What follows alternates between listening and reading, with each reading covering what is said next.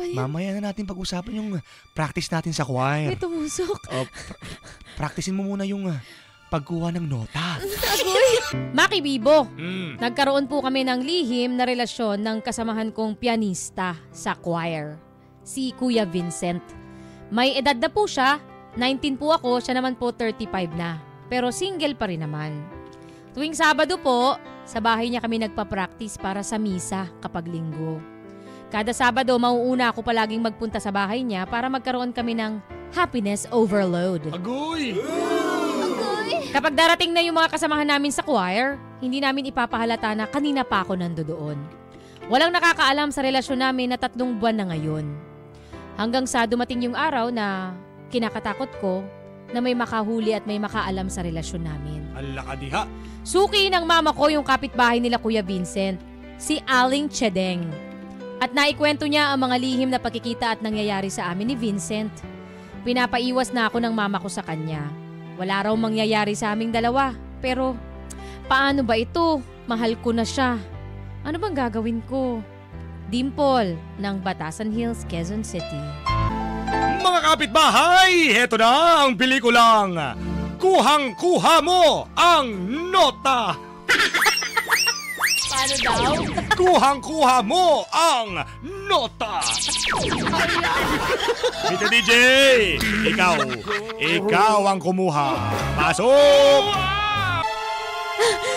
Kuya Vincent! Kuya Vincent! Ikaw na pala yan, na-miss kita, Pimple. Anong pimple? Dimple? Dimple. Ay, teka lang muna kuya. Anong oras na ba? Mag-aalas 3 pa lang naman, Dimple. Kaya marami pa tayong bakanting oras. Kuya Vincent kasi, sandali lang ha. Kuya Vincent kasi Ano? Ha? Ay, Magsasalita ka pa ba? ano ba yan? Mamaya na natin pag-usapan yung practice natin sa choir. May tumusok. Practicein mo muna yung pagkuha ng nota. Agoy! Kuya Vincent, teka lang. Teka lang. Halika na muna dito. Kuya Vincent! Agoy. Agoy. Grabe. Ang husay. Ang husay mo talaga, Dimple. Yan, tama. Alam mo, kahit hindi ka na talaga mag-practice ang husay mo talagang kumuha ng nota. Kuhang-kuha mo ang nota. Siyempre naman, kuya. Alam mo, depende kasi yan sa taas at baba ng nota. Dapat mahusay ka mag-adjust. Minsan nasa taas ang nota, minsan naman nasa baba ang nota. Dapat kaya mong sabayan talaga ang nota. Diba? Ibang klase ka talaga. Basta ibang klase ka talaga, Dimple. o paano? Ayan, ilang minuto na lang pala. Andito na yung iba nating kasamahan. Yes. O ayusin mo na yung sarili mo. Maghilamos ka. Ayan, magmumug ka na rin sa banyo.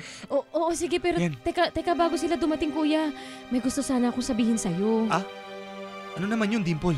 Kasi yung kuya, yung kapitbahay niyong si Aling, ano ba yun? Chedeng? Chedeng ba yun? Oo, ayun. Ano meron Si sa Aling kanya? Chedeng. Oh. Suki kasi yun ng mama ko eh. Oh. Tapos sinabi niya sa mama ko ang madalas na pagkikita natin. Ano naman?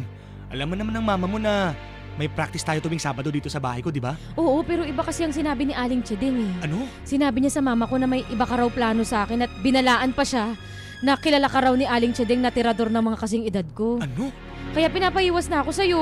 Ang sabi ng mama ko, wala raw mangyayari sa ating dalawa eh. Ano walang mangyari sa ating dalawa? Wala, mali siya. May nangyari na.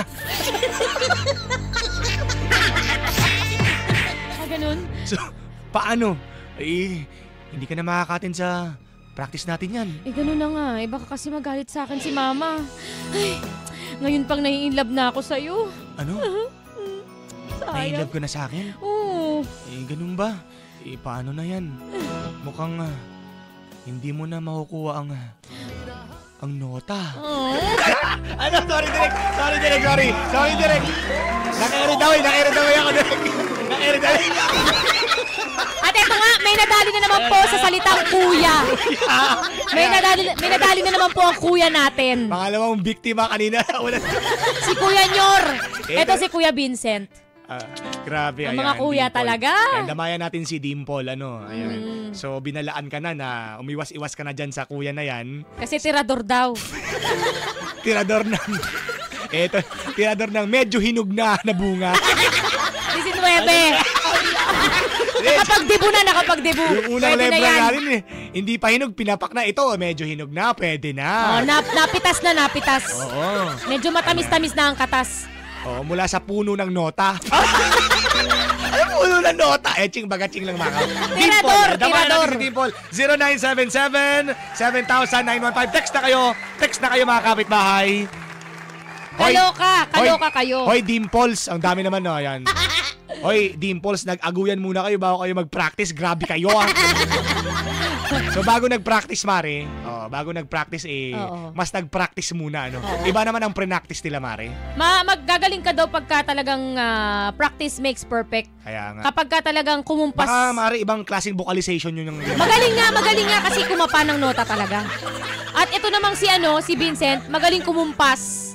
Magaling kumapa ng nota at kumuha ng nota itong ang pangalan ito, Dimple. Kaya naging perfect ang pagkuha ng nota. Yes. Hi guys, I'm listening. Hoy, Dimple, tubuan sana ng pimple ang kemerot mo. Sabi ni Anyela ng Tagaytay. Anyela talaga? Maring Anyela sa pag-text sa text line. Sana makahanap din ako ng tulad niyang magaling sa nota. Magaling kumuha ng nota, sabi ni Jeff ng Kupang, Antipolo, Rizal. Ayan. Ibo-volunteer ko na ba, Mare, yung sarili ko dyan sa tatanong na yun. Yeah. Ay nako, pare, tumigil ka. Sabi nga nung nanay.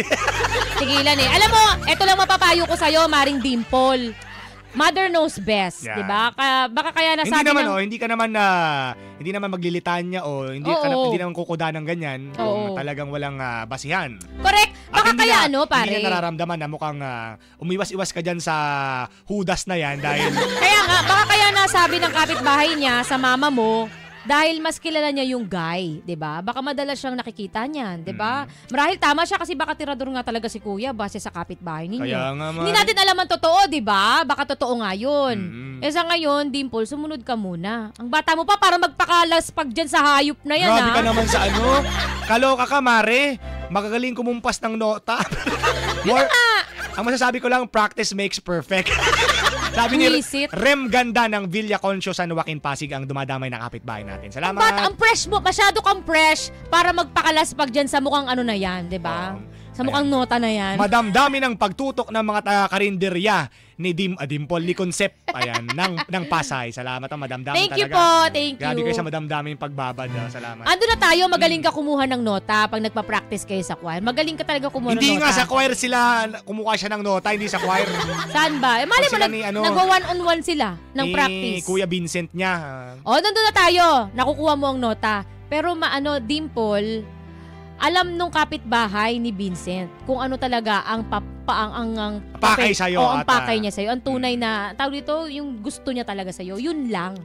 Tingnan mo, ang sabi niya nga, di ba? Halimaw sa nota.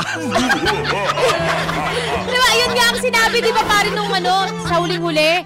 Ang inintindi pa rin yung pagkuha mo ng nota. Kaya nga. Nung sinabi mong in love ka sa kanya, pagkuha pa rin ng nota ang nasa isip. Mukhang nota talaga yan. Dapat magbagong buhay ka na ngayon. Dapat ang ibansag sa'yo, imbierna sa nota. Imbierna ako sa nota niya na. Sana wala na kumuha ng nota niyan.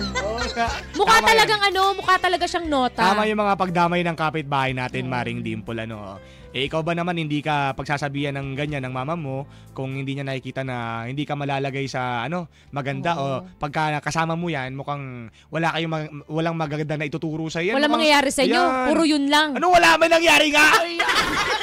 Hindi, ibig sabihin. Oo.